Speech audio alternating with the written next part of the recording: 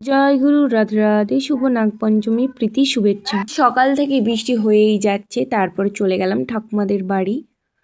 ওখানে ভাইপো দাঁড়িয়েছিল। এখানে 3-4 ঘর মিলে পুজোর জোগাড় হচ্ছে। মা এইদিকে গুড়কে গরম করলো, আর এই সাইডে নারকেল কুড়া হয়ে পড়েছিল, কিছুটা বাকি ছিল, আমিও হাতে হাত মিলিয়ে দিলাম।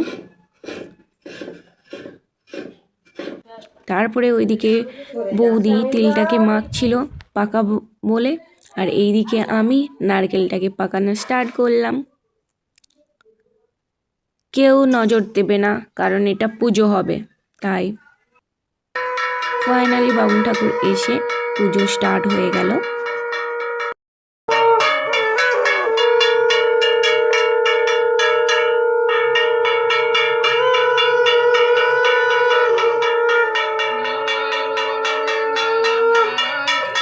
ভিডিওটা যদি ভালো লেগে থাকে লাইক, কমেন্ট, শেয়ার করে দিও। বাই, রাধে রাধে।